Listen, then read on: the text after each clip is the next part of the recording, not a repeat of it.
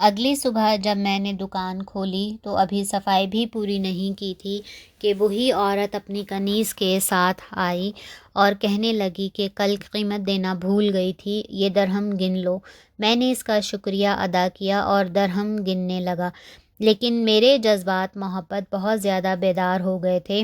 جی چاہتا تھا کہ اس کے قدموں میں سر رکھ کر عرض حال کر دوں۔ درہم گنتے وقت میں برابر حیران کن آنکھوں سے اس کے رخ تاباں کی بلائیں لے رہا تھا اور بار بار میرے حواس بہک جاتے تھے۔ غالباً وہ میری کیفیت کو سمجھ گئی تھی، کیونکہ وہ خاموش بیٹھی ہوئی میری حرکات پر مسکرا رہی تھی۔ بہرحال قیمت میرے سپرد کر کے وہ نازنین واپس چلی گئی اور میرے صبر و قرار کو بھی اپنے ساتھ ہی لے گئی۔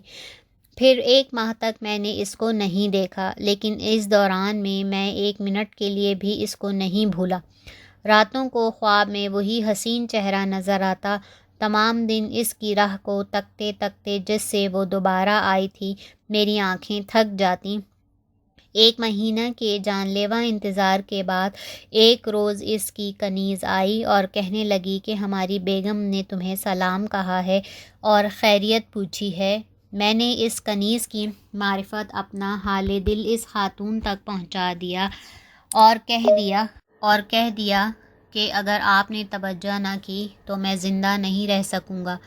چند روز بعد پھر وہ کنیز آئی اور کہنے لگی ہماری بیگم خود بھی تمہیں چاہتی ہے، وہ ملکہ زبیدہ کی چہیتی کنیز ہیں۔ انہوں نے ملکہ سے درخواست کی تھی کہ وہ تم سے شادی کی اجازت دیں۔ ملکہ نے کہا ہے وہ پہلے تمہیں دیکھنا چاہتی ہیں، چنانچہ آج تم دجلہ کے قریب مسجد زبیدہ میں ٹھہرو، رات کو کسی وقت ہماری خاتون خود آ کر تمہیں لے جائے گی۔ یہ مژدہ سن کر میری خوشی کی کوئی انتہا نہ رہی۔ دکان سے اٹھ کر میں نے غسل کیا اور حسب توفیق عمدہ لباس پہنا اور بعد مغرب مسجد زبیدہ کے پاس جا کر انتظار کرنے لگا۔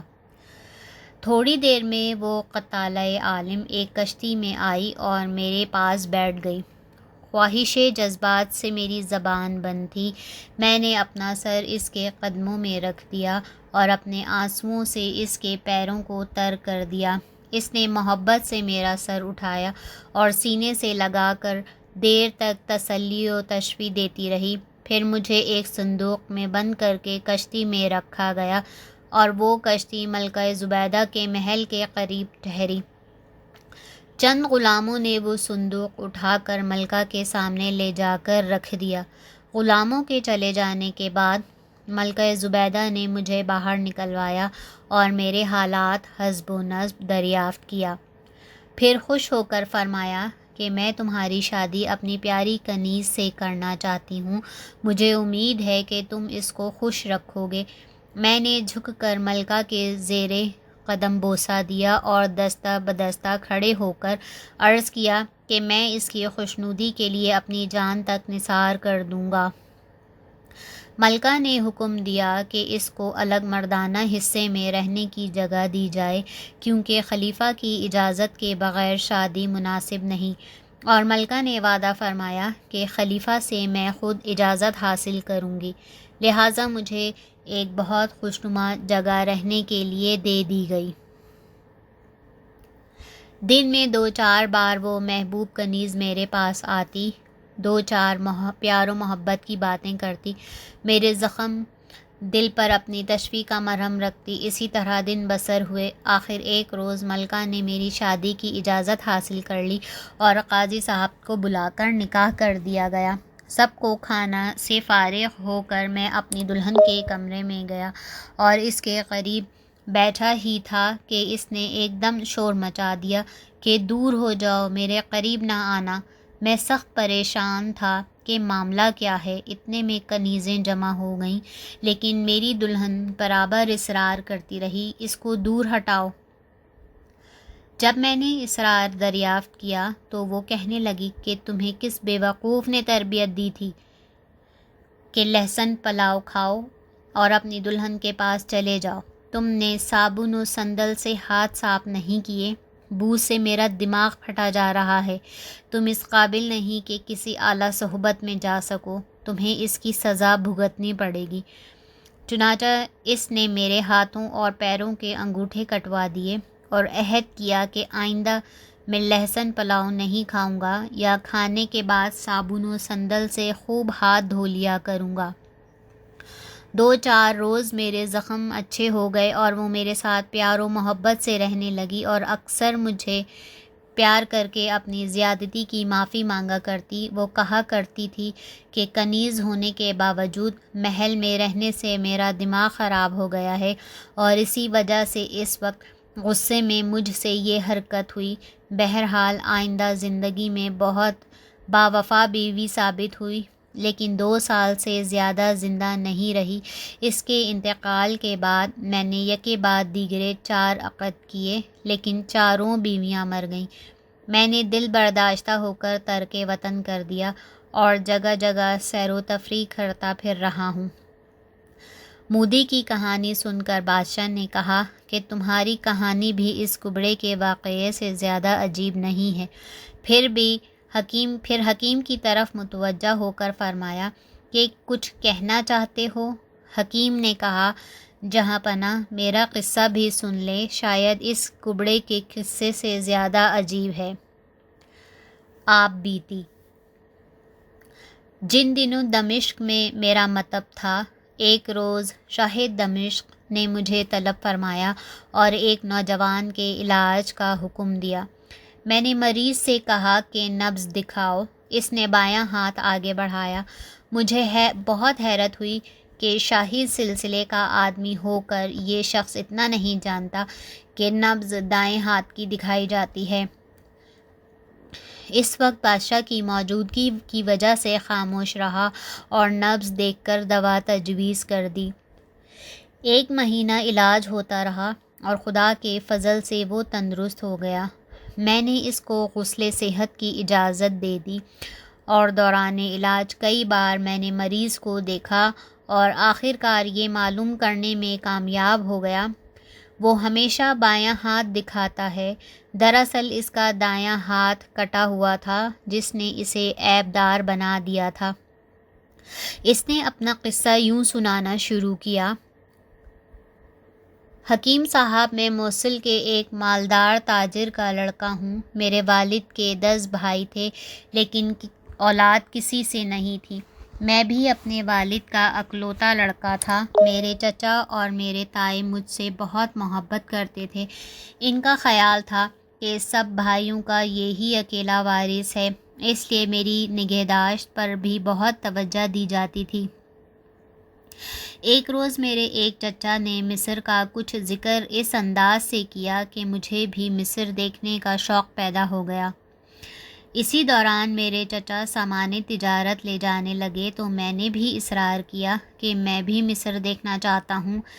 بڑی مشکل سے اجازت ملی، لیکن والد نے چچا سے الگ تاکید کر دی کہ اس کو مصر نہ لے جانا بلکہ دمشق چھوڑ دینا۔ مجھے معلوم نہ تھا، میں خوشی خوشی چچا کے ساتھ چل دیا۔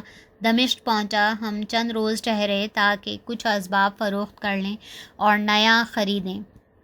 ایک روز میں شہر کی سیر کرنے گیا ہوا تھا کہ چچا نے موقع مناسب سمجھ کر مجھے وہیں چھوڑا اور خود مصر روانہ ہو گئے۔ واپس آ کر میں نے ہر چند ان کو تلاش کیا لیکن ان کا کوئی پتہ نہ چلا۔ مجبوراً اسی مکان میں رہنے لگا جو ہم نے کرائے پر لے رکھا تھا۔ ایک شب میں آرزدہ بیٹھا تھا کہ ایک نوجوان عورت اندر آئی اور کہنے لگی، جب سے تم یہاں آئے ہو میں تمہیں چاہنے لگی ہوں۔ پھر وہ میرے قریب بیٹھ گئی۔ میں نے وہ رات بڑے لطف سے بسر کی۔ صبح کو جب وہ جانے لگی تو میں نے 10 دینار پیش کیے۔ وہ مسکرائی اور اپنی جیب سے 20 دینار نکال کر میرے آگے ڈال دیے اور چلی گئی۔ میں حیرت سے اس کو دیکھتا رہا۔ تیسرے روز شام کو وہ پھر آئی اور تمام شب میرے پاس ہی رہی۔ صبح کو چلتے وقت 20 دینار میرے آگے ڈال دیے۔ میں نے کہا، تم مجھے دینار کیوں دیتی ہو؟ وہ ہنس کر بولی کہ میں تم سے محبت کرتی ہوں، اس لیے تمہیں انکار نہیں ہونا چاہیے۔ غرض اسی طرح وہ روزانہ آتی رہی، یہاں تک کہ میں بھی اس سے کافی مانوس ہو گیا تھا۔ ایک روز مجھ سے کہنے لگی کہ اگر تمہیں مجھ سے زیادہ خوبصورت عورت مل جائے تو کیا کرو گے؟ میں نے کہا کہ میں اس کی طرف توجہ نہ کروں گا۔ تو وہ بولی، اچھا، میں تمہارا امتحان لوں گی۔ تیسرے روز وہ اپنے ساتھ ایک اور نوجوان عورت لائی جو حقیقتاً اپنے حسن کا جواب نہیں رکھتی تھی۔ پھر مجھ سے یہ کہنے لگی کہ بتاؤ یہ عورت مجھ سے زیادہ حسین ہے یا نہیں؟ میرے منہ سے بے اختیار نکل گیا کہ ہاں۔ وہ کہنے لگی کہ اچھا، آج تم اس کے ساتھ رات گزارو۔ چنانچہ ہم دونوں کو اس نے ایک تنہا کمرے میں لٹا دیا۔ صبح کو جب بیدار ہوا تو دیکھا کہ وہ نئی حسینہ مری پڑی ہے اور میری سابقہ عاشقہ کا کہیں پتہ نہیں۔ میں بہت پریشان ہوا اور اپنے بچاؤ کی خاطر گھر ہی میں قبر کھود کر اس مظلومہ کو دفن کر دیا اور زمین برابر کر کے مکان کو تالا لگا دیا۔ پھر مکان مالک کو 1 سال کا کرایہ بیشکی دے کر خود مصر چلا گیا۔ وہاں چچا سے ملاقات ہو گئی۔ میں ان کے ساتھ چند ماہ رہا اور پھر سیر و سیاحت کے لیے دوسرے ملکوں میں چلا گیا۔ غرض اس طرح میں 3 سال ادھر ادھر پھرتا رہا، لیکن لاش والے مکان کا کرایہ ہمیشہ وقت پر بھیجتا رہا۔ میں ایک بار کسی ضرورت سے دمشق آیا، راستے میں چوری ہو گئی اور میں بالکل خالی ہاتھ رہ گیا۔ میں نے اپنا مکان کھولا تاکہ کچھ سامان فروخت کر کے روپیہ حاصل کروں۔ وہاں مجھے ہار پڑا ہوا ملا۔ میں نے سمجھا کہ یہ مقتولہ کا ہار ہے، اس کو بازار لے گیا اور جوہری کو دکھایا۔ اس نے چوری کا شبہ کر کے کوتوال شہر کے حوالے کر دیا۔ کوتوال مجھے قاضی کے پاس لے گیا۔ میں نے قاضی صاحب سے کہا کہ یہ ہار میرا ہے، لیکن قاضی صاحب کو یقین نہ آیا۔ چنانچہ مجھے بہت مار پڑی۔ میں اصل واقعہ تو ظاہر نہیں کر سکتا تھا کیونکہ اندیشہ تھا کہ کہیں قصاص میں قتل نہ کر دیا جاؤں۔ مجبوراً میں نے چوری کا اقرار کیا اور میرا دایاں ہاتھ قلم کر دیا گیا۔ میں اپنے سابقہ مکان میں آیا تو مالک نے رہنے نہ دیا کیونکہ میں مشتبہ ہو چکا تھا۔ میں نے ایک دوسرا مکان کرائے پر لیا اور وہاں رہنے لگا۔ پھر دوسرے دن کوتوال آیا اور کہنے لگا، یہ بتاؤ تم نے یہ ہار کب اور کہاں سے چرایا تھا؟ میں نے کہا کہ بھائی اب تو مجھے اس کی سزا بھی مل چکی ہے، پھر کیوں دوبارہ پوچھتے ہو؟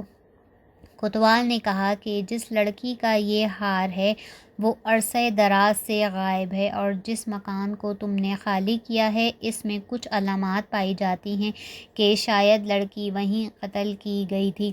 میں نے اپنی لا علمی کا اظہار کیا۔ چنانچہ مجھے والی دمشق کے حضور میں پیش کیا گیا۔ میں نے سوچا کہ اب بچاؤ کی کوئی صورت نہیں ہے، اس لیے اصل واقعہ بتا دینا چاہیے۔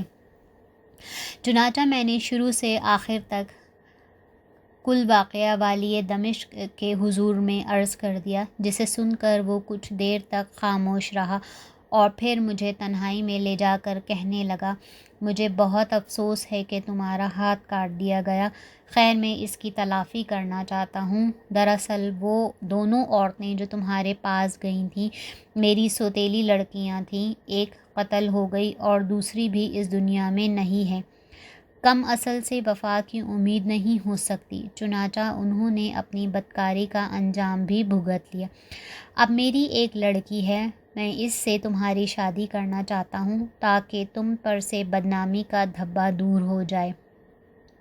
چنانچہ انہوں نے میرا علاج کرایا اور جلدی ہی میری شادی ہو گئی اور اس کے بعد ہم میاں بیوی خوش و خرم زندگی بسر کرنے لگے۔ بادشاہ نے حکیم کا قصہ سن کر کہا کہ یہ بھی کبڑے کے قصے سے زیادہ عجیب نہیں ہے۔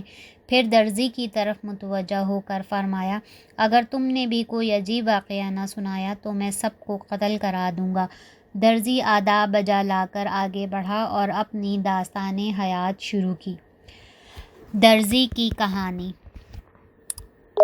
درزی نے عرض کیا کہ اس کبڑے کے حادثے سے ایک روز قبل میں ایک دعوت میں شریک تھا۔ شہر کے بہت سے اچھی حیثیت کے لوگ بھی آئے ہوئے تھے۔ تھوڑی دیر میں ایک نوجوان آیا اور وہ ٹانگ سے لنگڑا کر چلتا تھا۔ میزبان نے تعظیم کے ساتھ اسے ایک طرف لا کر بٹھا دیا۔ اتفاقاً سامنے ایک بوڑھا حجام آ گیا، جسے دیکھتے ہی وہ نوجوان کھڑا ہو گیا اور صاحب خانہ سے معذرت کر کے جانے لگا۔ ہم سب حیران تھے کہ ابھی تو یہ شریک دعوت ہونے آیا تھا اور کھانا کھانے سے پہلے ہی واپس جانا چاہتا ہے۔ صاحب خانہ اور دوسرے حاضرین نے اصرار کیا تو نوجوان نے کہا، جناب، جہاں یہ حجام ہوگا وہاں میں نہیں ٹھہر سکتا۔ آپ میری ٹانگ میں جو لنگ دیکھ رہے ہیں اسی منحوس کی وجہ سے آیا ہے۔ اب تو لوگوں کا اشتیاق اور بھی بڑھ گیا، چنانچہ کافی جد و جہد کے بعد اس کو اس بات پر آمادہ کیا جانے لگا کہ کھانے کے بعد وہ اپنا قصہ سنائے، اور سب لوگ کھانے سے فارغ ہو کر اس لنگڑے نوجوان کے گرد بیٹھ گئے۔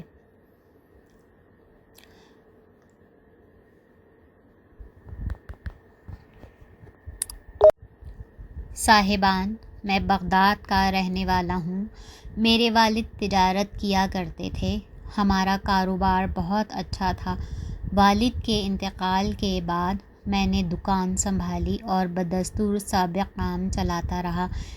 میرا اور کوئی بھائی بہن نہیں تھا، اس لیے اچھا کھاتا اور اچھا پہنتا اور عیش و آرام سے گزارا کرتا تھا۔